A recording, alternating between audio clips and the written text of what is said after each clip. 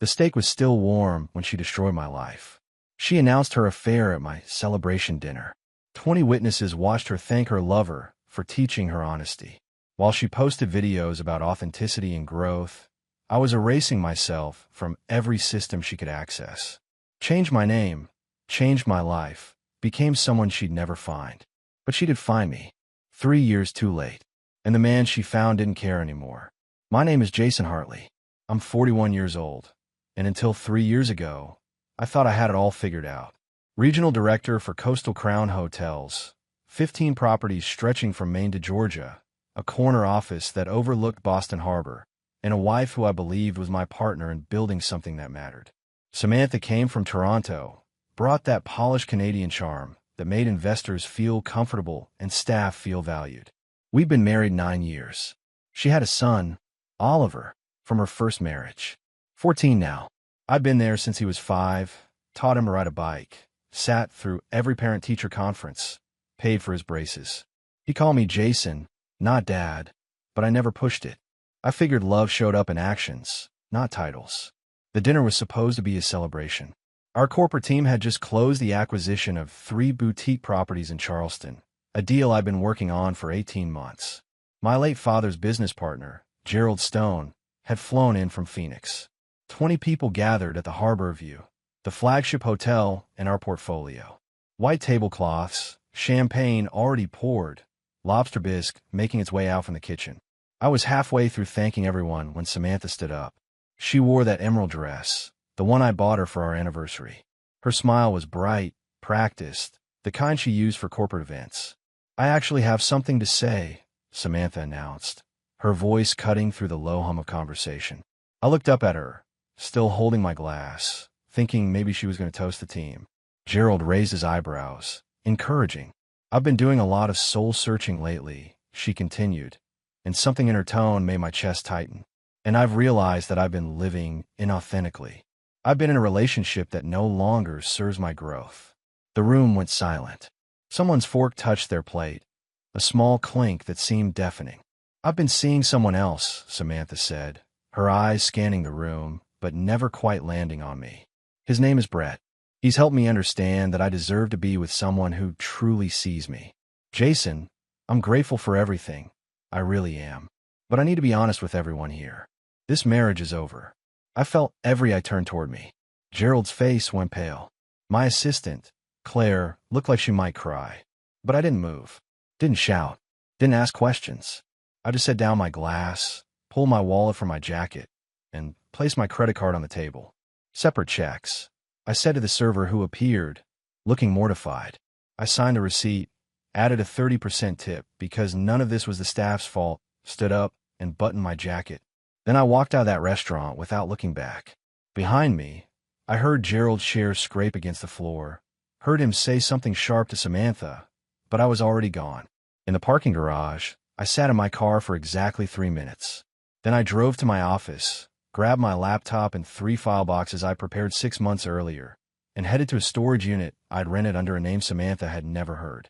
Because here's the thing nobody tells you. When you love someone who's capable of public betrayal, you don't wait for the bomb to drop. You build a bunker first. The storage unit smelled like concrete and old cardboard. I'd rented it 14 months ago under the name James Hartford, paid cash for a year up front, told the manager I was storing inventory for a side business. He didn't ask questions. People rarely do when you show up with hundreds in cash and a story that sounds boring enough to be true. Inside, I'd stashed everything I needed for this exact moment. A duffel bag with clothes, toiletries, 2 pairs of boots, a laptop with encrypted files, $47,000 in cash, pulled from dividend payments on a small LLC my father had set up before he died. Samantha didn't know about it. She'd never asked about my father's estate beyond the hotels, never cared about the paperwork I signed every quarter.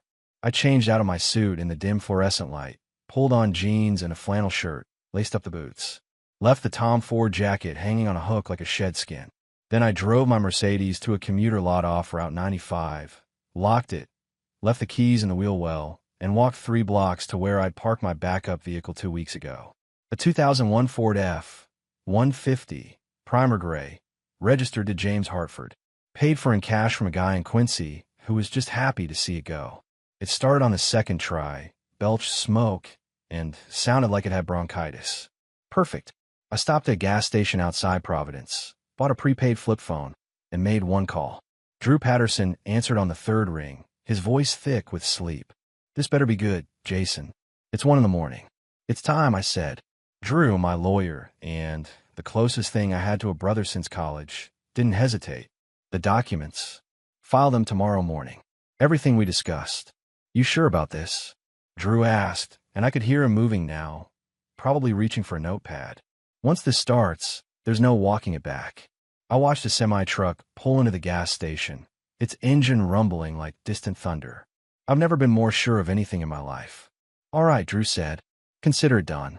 Where are you headed?" "You don't need to know that yet." "Jason." His voice softened. "You okay?" I looked at my reflection in the truck's side mirror. Same face, different eyes. "I will be." By dawn, I was checked into a motel in New Hampshire under James Hartford. The room had wallpaper from 1987 and a mattress that groaned when I sat on it. The view was a parking lot and a Dunkin' Donuts. I lay on the bed fully clothed, staring at the water-stained ceiling, and thought about Oliver. The kid didn't ask for any of this. Didn't ask for his mother to be who she was. Didn't ask for me to walk away. But I couldn't stay. Not for him. Not for anyone. Because if I stayed, I'd become the kind of man who accepts betrayal just to keep the furniture arrangement intact. I pulled out the flip phone and typed a message I'd never send. "I'm sorry, kid. You deserved better than all of us." Then I deleted it and turned off the phone.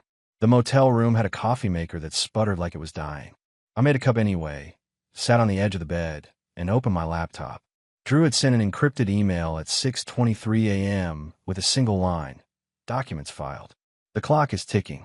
That meant Samantha would find out by noon, maybe sooner if she tried to access any of our accounts. The joint checking, the savings, the investment portfolio tied to the hotel management company. All of it locked behind clauses she'd signed 9 years ago and probably never read. Prenuptial agreement, page 17, subsection D. In the event of verified infidelity by either party, all jointly held assets revert to the non-offending spouse's sole control, pending dissolution proceedings. We'd signed it 2 weeks before the wedding. She'd laughed, called it overkill, said she'd never cheat. I'd believed her then. My father had insisted on it anyway. I pulled out a manila envelope I'd been carrying in the duffel bag for over a year. It had been in my father's safe deposit box, marked with my name and a date. Open only if necessary. I'd opened it 6 months ago, the night I confirmed what Samantha was doing. Inside was a letter in my father's handwriting, shaky from the illness that eventually killed him. "Jason, if you're reading this, something went wrong. Either with business or with love, probably love. I married your mother when I was 23 and divorced her when I was 30. She was beautiful and ambitious, and somewhere along the way, she forgot we were supposed to be partners, not competitors. Don't let guilt trap you. Don't let anyone convince you that staying is noble when leaving is survival. You're my son, and I know you're loyal to a fault. But loyalty without reciprocity is just volunteering to drown. I've set up a secondary LLC under Hartford Industries. The dividends go to an account only you can access. Use it. Disappear if you need to. Build something new. And for God's sake, don't let anyone make you feel weak for choosing yourself. Love, Dad." I read it 3 times, then folded it carefully and put it back in the envelope. My father had known. Somehow, he'd known this day would come. My burner email buzzed with forwarded notifications. The old iPhone was dead by now, drowned under the faucet back at the house, but I'd set up forwarding before I left it there. 17 missed calls from Samantha. 12 texts. 3 voicemails. I didn't listen to them. I already knew what they'd say. Confusion. Anger. Accusations that I was overreacting, that I was being childish, that we needed to talk like adults. But here's the thing about talking. It requires 2 people who respect each other. And respect, once shattered, doesn't glue itself back together just because someone says sorry. I opened a new text on the flip phone and sent it to Drew. "How long until she figures out the visa situation?" His response came fast. "Immigration attorney estimates 3 weeks. She's on a spousal visa. Divorce terminates it. She'll have 90 days to leave the country or find another legal path." I stared at that message for a long time. Samantha had come to the States on a work visa 12 years ago, shifted to a spousal visa when we married. If the marriage dissolved, so did her legal status. I hadn't planned that part. I just follow the law. But consequences, they don't care about intent. I didn't watch Samantha's social media spiral in real time. I didn't need to. Drew sent me screenshots with timestamps, clinical updates like a doctor monitoring a patient's decline. Day 1, Samantha posted a video. Soft lighting, acoustic guitar in the background, her sitting cross-legged on our couch, the one we'd picked out together at a boutique furniture store in Cambridge. The caption read, "Choosing honesty over comfort, my journey to authentic living." She talked for 11 minutes about growth, awakening, finding her true self, mentioned Brett, her new partner, called him a mirror that showed me who I really am. Never once said the word affair. Never said betrayal. Just framed the whole thing as self-discovery. The comments were mixed. Some of her wellness influencer friends cheered her on. So brave. This is what radical honesty looks like. But others, people who knew me, people who'd been at that dinner, they weren't buying it. One comment stood out. "You humiliated your husband in public and called it growth? That's not brave. That's cruel." Day 3. She tried calling the hotel chain's corporate office. Drew had already notified them of the situation, told them I was taking an indefinite leave. They forwarded her call to legal. Legal told her they couldn't discuss personnel matters. She posted a vague story on Instagram about being shut out of conversations that affect your life. Day 5. She tried to access our joint bank account. Locked. Called the bank. They told her the account was flagged, pending legal review. She called Drew's office. His assistant told her all communication had to go through official channels. That's when she called the police. I was sitting in a diner in Vermont, eating a turkey sandwich and reading a book about woodworking when Drew called. She filed a wellness check. Drew said, sounding almost amused, "Told the cops you disappeared, that she was worried you might hurt yourself." I set down my sandwich. "And they found your car at the commuter lot. Ran the plates, saw no red flags. Called me because you'd listed me as your attorney of record.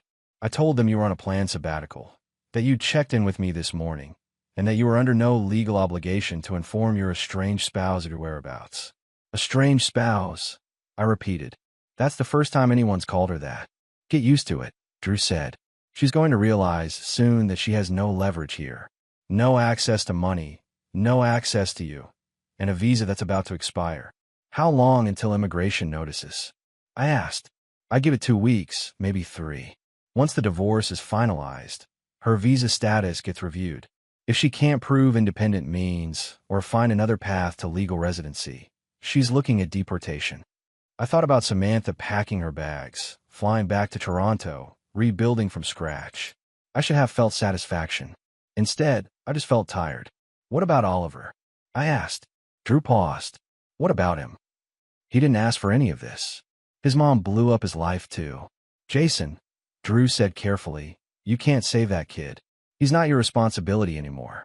"I know," I said, but the words felt like glass in my throat. Day 8. Samantha's video view counts started dropping. The algorithm moved on. Her follower count dipped. A wellness brand she'd been partnering with quietly pulled her affiliate link. Day 10. She posted a tearful video. No makeup this time. Hair pulled back, sitting in the guest bedroom. "I'm learning that honesty comes with consequences I didn't anticipate," she said, her voice shaking. I thought I was being brave, but maybe I was just being selfish. I don't know anymore. The comments were harsher this time. "You destroyed a good man and expected applause. Actions have consequences. Welcome to reality." She deleted the video 6 hours later. Drew sent me a final update on day 12. She's hired an immigration lawyer, trying to argue for an extension based on hardship. It's not going to work. She made her choices. I closed the laptop and looked out the window of the cabin I'd rented under James Hartford. Snow was starting to fall, light and quiet, covering everything in white. Somewhere in Boston, Samantha was realizing that the life she'd built was collapsing. And somewhere deeper, in a place I didn't want to examine too closely, I wondered if Oliver was okay. But I didn't call. I didn't reach out. Because some bridges, once burned, don't get rebuilt. You just learn to live on the other side of the river. 3 weeks into my disappearance, I got a message I didn't expect. It came through an old gaming platform, Discord, on an account I'd created years ago to play some strategy game with Oliver. We'd stopped using it when he got into high school, moved on to other interests. I'd forgotten the login existed until my laptop pinged with a notification. The message was from Oliver. He wrote, "Jason, you there?" I stared at the screen for a full minute. Smart kid. He'd found a way to reach me that bypassed Samantha entirely. I typed back, "I'm here." Oliver's next message came quickly. "Mom's losing it. She keeps calling her office. They won't tell her anything." "I know." I responded. "Are you okay?" he asked. That question hit harder than I expected. I sat back in the chair, looked around the cabin. Wooden walls, a fireplace I'd learned to use, shelves of books I'd bought from a secondhand store. Was I okay? I didn't know yet. I typed, "I'm managing." "You." Oliver wrote back, "She cries a lot." Brett moved in. I hate him. My jaw tightened. Brett, the artist, the mirror who showed Samantha her true self, was now living in the house I'd paid for, sleeping in the bed I'd bought, probably eating dinners at the table where Oliver did his homework. "I'm sorry, kid," I sent. His response came fast. "It's not your fault. She did this." I stared at those 4 words. She did this. From a 14-year-old who'd just watched his mother implode his family for the second time in his life. "You need anything?" I typed. "Money? Help with school." Oliver wrote, "No. Drew set up something for me. An account for college. He said you did it." Drew hadn't told me he'd done that. I'd asked him to make sure Oliver had options, but I didn't know he'd move that fast. I responded, "You deserve to have options. Whatever happens between me and your mom, that doesn't change. Can I visit you sometime?" Oliver asked. My throat tightened. I wanted to say yes. Wanted to give this kid an escape route from whatever chaos Samantha was creating. But I also knew that opening that door meant staying connected to a life I was trying to leave behind. I typed carefully, "When you turn 18, you can go anywhere you want. Until then, this is complicated." "I get it," Oliver wrote back. I sent one more message. "Oliver, you're a good kid. Better than most adults I know. Don't let this make you cynical." His final message appeared. Too late. Then he logged off before I could respond. I sat there staring at the screen, feeling something I'd been avoiding for weeks. Guilt. Not for leaving Samantha. She'd earned that. But for leaving Oliver in the wreckage. Drew called an hour later. "You set up a trust for Oliver." I asked when I picked up. "You told me to make sure he had options," Drew said. "I made sure." "How much?" "Enough for 4 years at any state school. Maybe more if he's smart with it," Drew explained. "It's untouchable by Samantha. The kid gets it when he turns 18, or earlier if he needs it for verified educational expenses." "Thank you," I said quietly. "Jason," Drew said, his tone shifting. "He's going to reach out again. You ready for that?" I looked out the window at the trees, bare branches against a gray sky. "I don't know, but I'm not cutting him off. He didn't do anything wrong. Just be careful," Drew warned. "Samantha's going to use him if she can. She's desperate." "She can try," I said. "But Oliver's smarter than she gives him credit for." For weeks in, Samantha finally understood the situation she was in. Drew forwarded me an email from her attorney, a guy named Paul something who worked out of a strip mall office in Somerville. The email was frantic, full of legal jargon that boiled down to one thing: panic. Drew called to walk me through it. Her lawyer's claiming the prenup is invalid because she signed under duress, Drew said, sounding amused. "Apparently, your father pressured her into it, and she didn't have independent counsel. She had her own lawyer," I said. "I paid for it.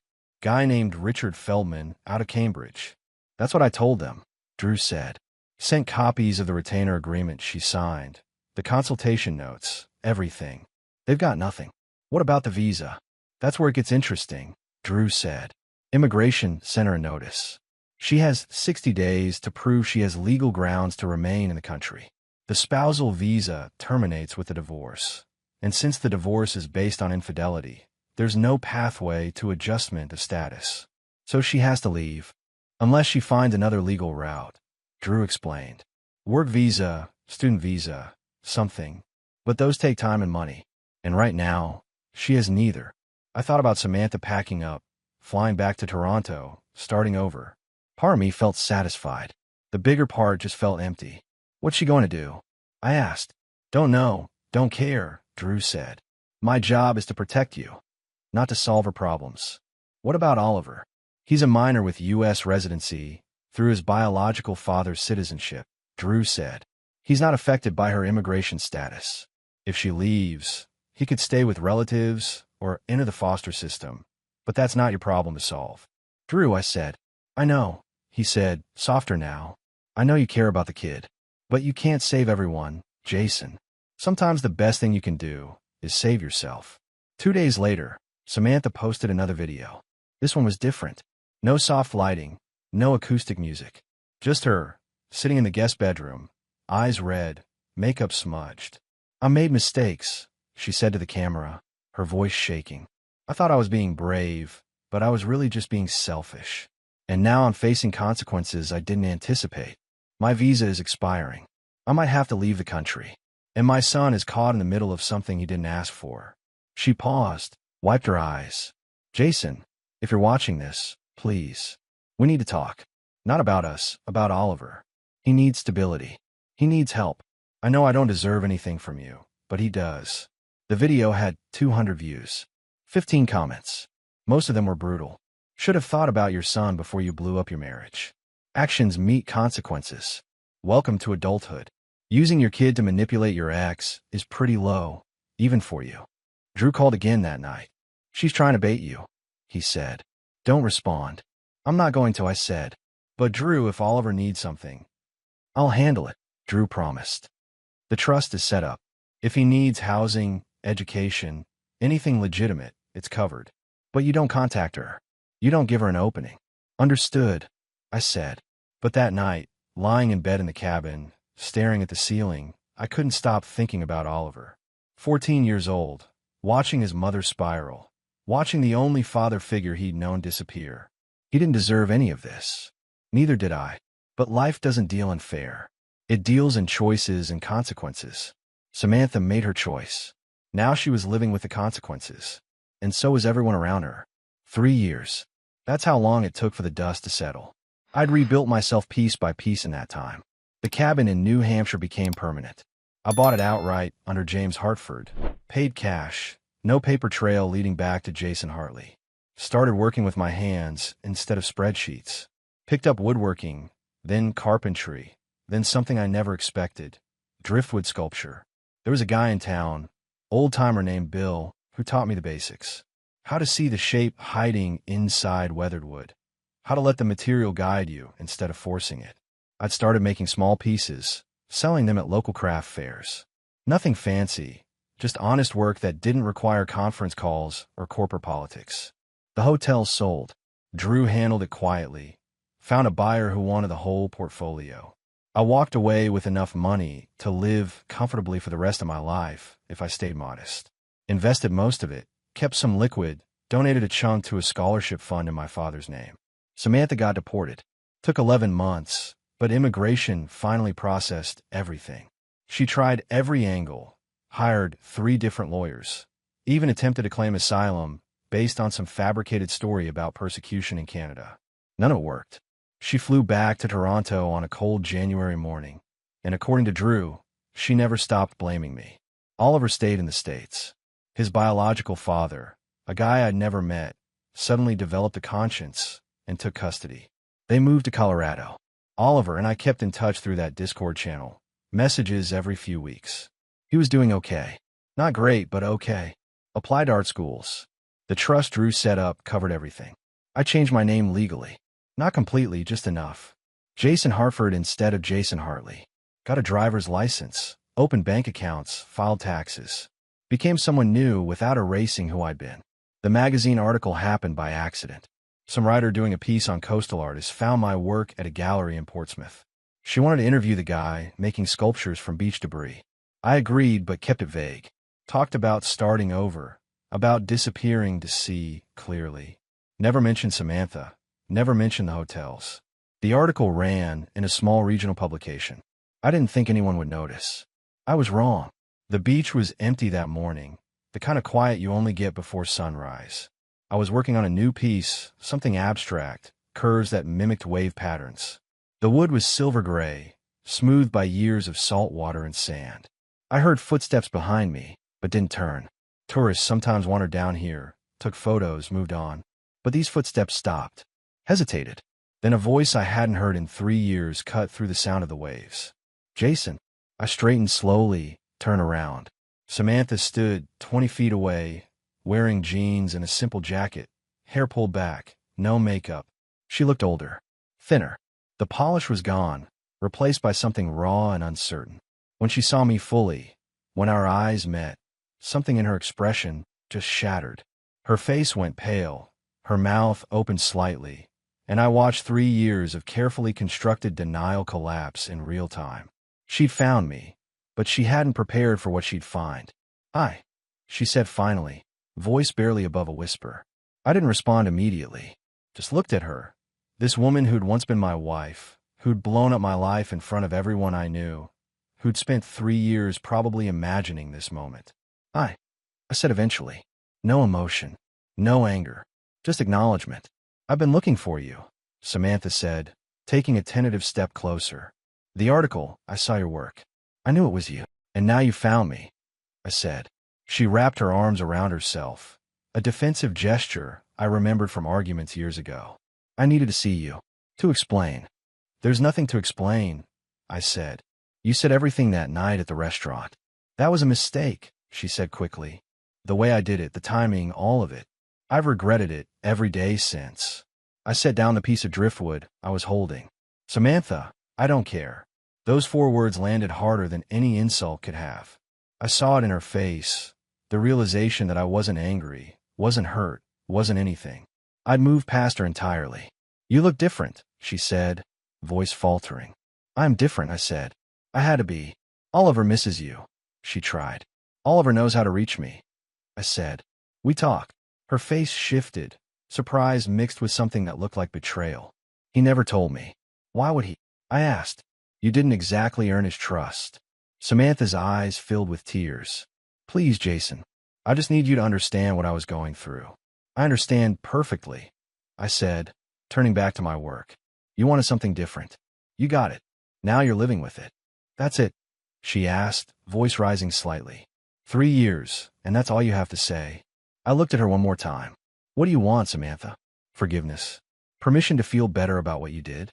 "I can't give you either of those things." She stood there, tears running down her face, and I felt nothing but a distant sort of pity. "Goodbye, Samantha," I said, picking up the driftwood again. She didn't leave immediately. Stood there for another minute, maybe 2, waiting for something that wasn't going to come. Then finally, she turned and walked away. I watched her go, just for a moment. Then I went back to my work. The wood was still there, still needed shaping.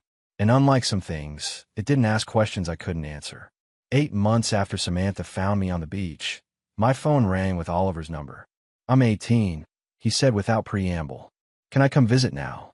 I smiled for the first time in weeks. "Yeah, kid. You can come visit." He showed up 3 days later, driving a beat-up Honda Civic he bought with money from a summer job. Taller than I remembered, broader in the shoulders, but still the same quiet kid who'd rather sketch than talk. We didn't hug, just nodded at each other. He looked around the cabin, at the workshop I'd built, at the half-finished sculptures lined up against the wall. "This is cool," Oliver said simply. "Thanks," I replied. "You hungry?" We ate dinner at a local diner, the kind with checkerboard floors and waitresses who called everyone Han. Oliver ordered a burger, ate methodically, then finally spoke. "Mom came to see you," he said. "She told me." "She did," I confirmed. "She said you were cruel to her." Oliver continued, watching my reaction. "I wasn't cruel," I said. "I was honest." Oliver nodded slowly. "That's what I figured. She wanted me to ask you to reconsider, to maybe talk to her again."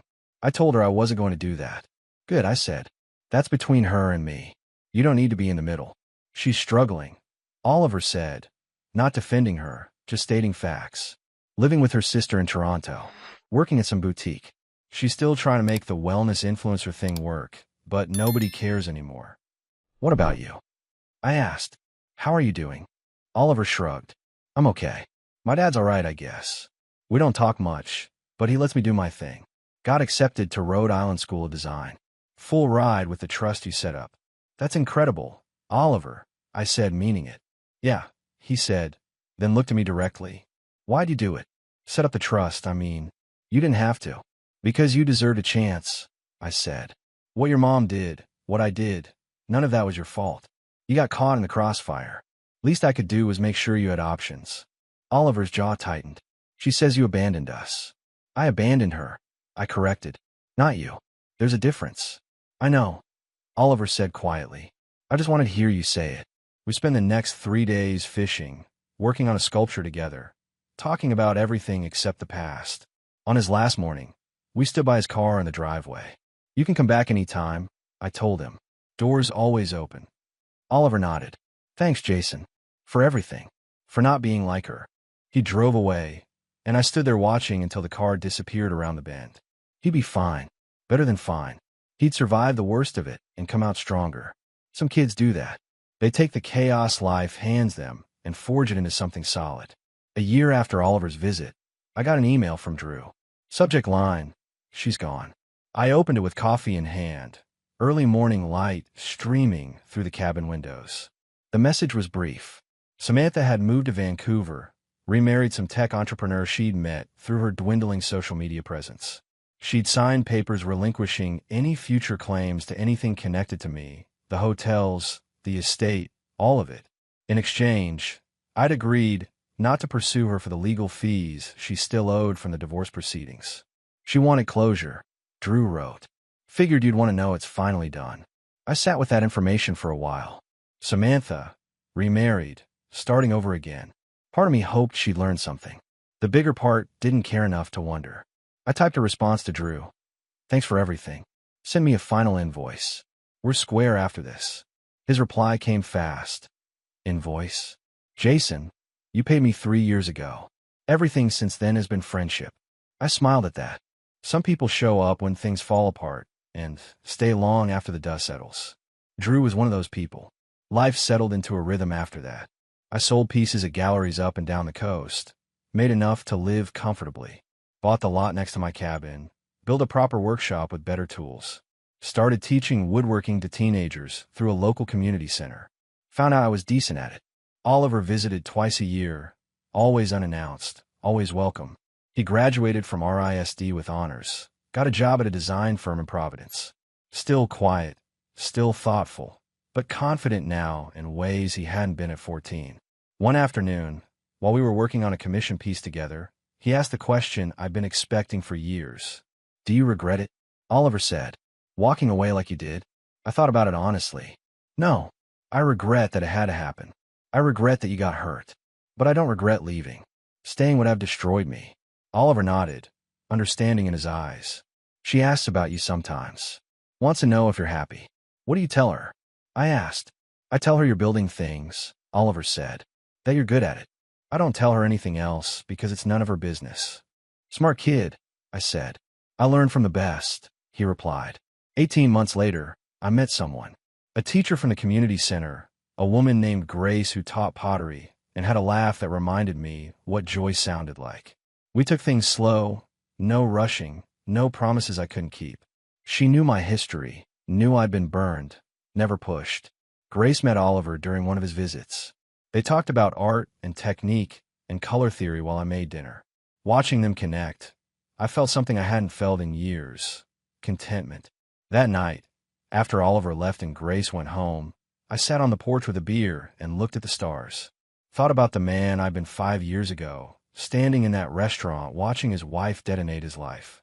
Thought about the man I'd become, the one who'd learned that sometimes the only way forward is to burn the bridges behind you. Some people say revenge is about making someone pay, but that's not what this was. This was about refusing to let someone else's choices define my worth, about walking away with my dignity intact and building something better from the wreckage.